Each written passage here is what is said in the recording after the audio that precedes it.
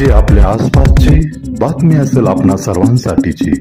आपण पाहत आहात 7 मराठी न्यूज। धानोरी लोहगाव येथे गेल्या अनेक वर्षापासून पायाभूत नागरी सुविधांचा घोर अभाव जाणवत आहे। याविषयी धानोरी लोहगाव रेसिडेंट्स असोसिएशनचे अध्यक्ष श्री गिरीश जयवळ यांनी आज पत्रकार परिषद घेत ही माहिती दिली। नमस्कार, मी गिरीश जयवळ, अध्यक्ष धानोरी लोहगाव रेसिडेंट्स असोसिएशन।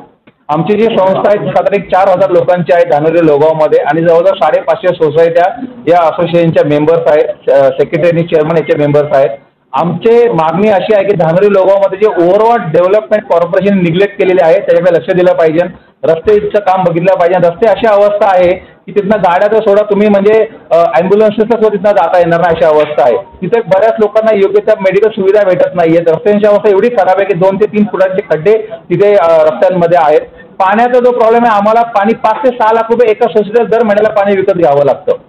आमची अपेक्षा आहे की आम्हाला कॉर्पोरेशनकडनं पाणी भेटलं पाहिजे, कारण की आम्ही टॅक्स पेअर आहोत। आम्ही 2017 मध्ये ज्यावेळेस धानोरी लोहगाव कॉर्पोरेशनमध्ये आलं त्यावेळेसपासून टॅक्स पे करतोय, पण आम्हाला ना रस्ते आहेत, ना पाणी आहे, ना मेडिकल सुविधा आहेत। तर ह्या कॉर्पोरेशनकडनं भेटल्या पाहिजेत। आम्ही कमिशनर साहेबांना 3 ते 4 वेळेस भेटलो आहोत। त्यांनी आम्हाला प्रॉमिस केलेलं आहे की मी तिकडे येईल, मी तिकडे व्हिजिट करेल। त्यांनी व्हिजिट केलेली नाहीये।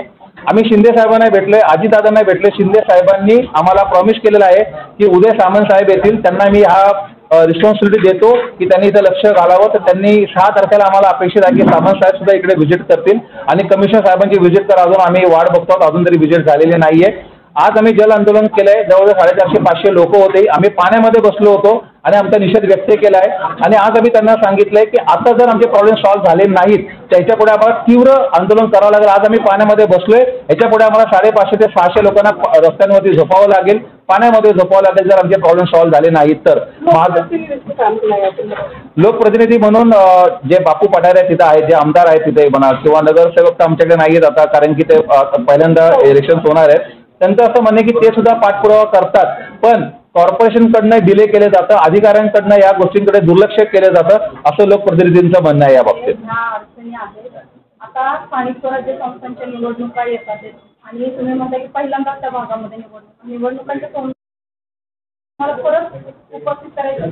मी प्रकाशाने सांगू इच्छितो, आम्ही हे जे प्रश्न आहेत आमचे मागचे 6 महिने तिथं त्यांना रुटीनली मांडत आहोत त्यांच्यासमोर, आणि आम्ही हेही डिक्लेअर केलेलं आहे की आमचे जर प्रश्न सॉल्व्ह झाले नाही तर धानोरी लोहगावमध्ये 4.5 ते 5 लाख लोक इलेक्शनवरती निषेध म्हणून आम्ही वोटिंग करणार नाहीत। हे सुद्धा आम्ही ऑलरेडी शिंदे साहेबांना पण सांगितलेलं आहे, अजितदादांना पण सांगितलेलं आहे आणि कमिशनर साहेबांना पण सांगितलेलं आहे।